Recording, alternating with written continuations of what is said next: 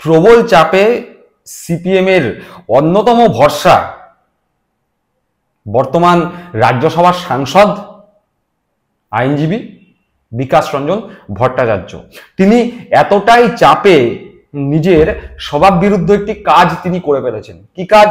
তিনি বলেছেন এক কথা, তার সেই কথা নিয়ে বিতর্ক হয়েছে, তিনি প্যাচে পড়েছেন এবং তারপরে সাংবাদিকরা যখন তার কাছে সেই বিষয়ে জানতে চায় তখন তিনি সম্পূর্ণ অন্য কথা বলছেন, রীতিমতো পিঠ বাঁচানোর চেষ্টা। কোথাও গিয়ে তার মনে একটি ভয়ের সঞ্চার হয়েছে, ভীতির সঞ্চার হয়েছে। কি ভীতির সঞ্চার? শিবরাত্রির সলতের মতো সিপিএম এর একমাত্র বিকাশ রঞ্জন ভট্টাচার্য টিপ টিপ করে জ্বলছেন সাংসদ হিসাবে। বাংলা থেকে রাজ্যসভার সাংসদ বিকাশ রঞ্জন ভট্টাচার্য সিপিএম এর প্রতীকে। তাও কিভাবে? নিজেরা পাস করেননি, গ্রেস মার্ক নিয়ে পাস করতে হয়েছে। কংগ্রেসের ঠেকনা নিয়ে দাঁড়িয়ে আছেন। কংগ্রেস পিছন থেকে বাস দিয়ে যেরকম ঠেকনা দিয়ে আমরা পুতুল বা খেলনা দাঁড় করাই, ঠিক সেভাবে ঠেকনা দিয়ে বিকাশ রঞ্জন ভট্টাচার্যকে রাজ্যসভায় সাংসদ হিসাবে দাঁড় করিয়ে রেখেছেন। কিন্তু ওই বিকাশ রঞ্জন ভট্টাচার্য সিপিএম মানেই যেই থালায় খাবো সেই থালা ফুটো করব, যে উপকার করবে তার অপকার করব, যে উপকার করবে তার সমালোচনা করব। এটি সিপিএম এর সংস্কৃতি, এটি সিপিএম এর রক্তে। বিকাশ রঞ্জন ভট্টাচার্য এর ব্যতিক্রম নন, বরং বিকাশ রঞ্জন ভট্টাচার্য খুব বেশি করে সিপিএম যেই কংগ্রেসের সাহায্য নিয়ে তিনি রাজ্যসভার সাংসদ হয়েছেন, সেই কংগ্রেসকেই তিনি তীব্র সমালোচনায় বিদ্ধ করছেন।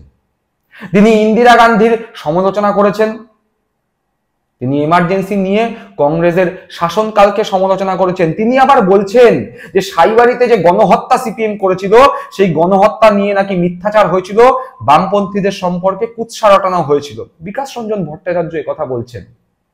আরো এক ধাপ এগিয়ে বিকাশ রঞ্জন ভট্টাচার্য বলছেন গান্ধীবাদী যেই দল অর্থাৎ কংগ্রেস, সেই কংগ্রেস দলে নাকি রয়েছে আরএসএস পন্থী লোকজন।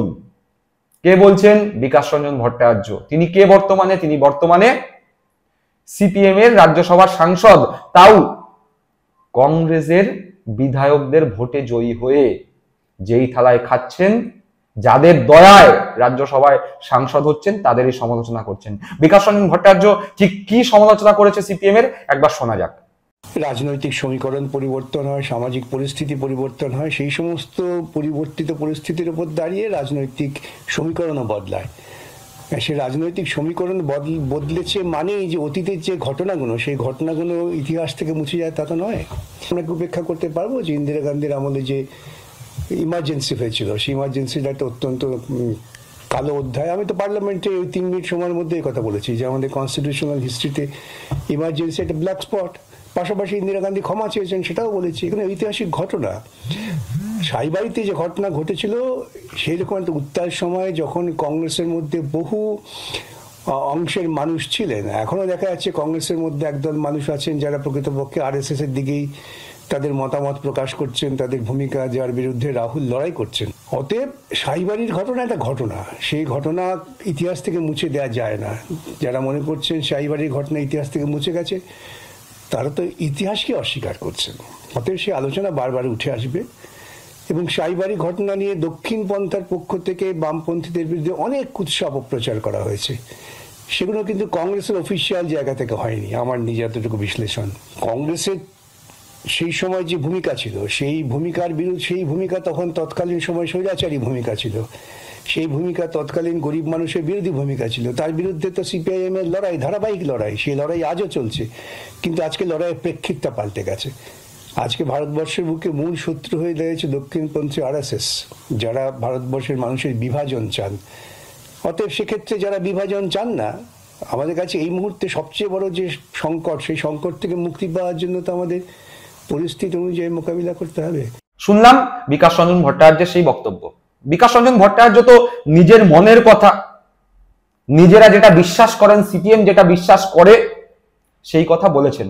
এটি শোনার পরেই কংগ্রেস নেতা কর্মী যারা সিপিএম এর বিরুদ্ধে সত্যিকারের লড়াইটা করেছিল, যারা তরমুজ নয়, যারা বাইরে সবুজ ভেতরে লাল নয়, যাদের পরিবার, যাদের অতীত সিপিএম এর বিরুদ্ধে লড়াই করে কেটেছে, যারা সিপিএম এর বিরুদ্ধে লড়াই করতে গিয়ে মার খেয়েছে, অত্যাচারিত হয়েছে, তারা বিকাশ রঞ্জন ভট্টাচার্যের এই ধরনের কথা মেনে নেয়নি। তারা সোশ্যাল মিডিয়ায় এই নিয়ে মুখ খুলেছে কংগ্রেসের বর্তমান রাজ্য সভাপতিও। শুভঙ্কর বাবু রীতিমতো বিকাশ রঞ্জন ভট্টাচার্যের সমালোচনা করেছেন এবং করে বলেছেন বিকাশ রঞ্জন ভট্টাচার্যের যদি মান সম্মান বোধ কিছু থেকে থাকে তাহলে বিকাশ রঞ্জন ভট্টাচার্যের উচিত কংগ্রেসের দয়ায় রাজ্যসভার যে পদ তিনি পেয়েছেন সেই পদ থেকে তিনি পদত্যাগ করুন, ইস্তফা দিন রাজ্যসভার সাংসদ পদ থেকে। বিকাশ ভট্টাচার্য মহাশয় শ্রদ্ধেয় মানুষ, বিশিষ্ট আইনজীবী, আমি খুব শ্রদ্ধা করি। তিনি অহেতুক এই সময় এই প্রশ্ন তুলেছেন। আমার মনে হয় বিকাশদা এইসব প্রশ্ন তোলার আগে রাজ্যসভা থেকে ওনার পদত্যাগ করে দেওয়া উচিত। তার কারণ কংগ্রেসের এমএলএদের সমর্থন নিয়ে উনি রাজ্যসভায়। আমাদের প্রত্যেকের কিছু রাজনৈতিক ব্যাকরণ মানা প্রয়োজন। এটা খুব দুঃখজনক বিষয়।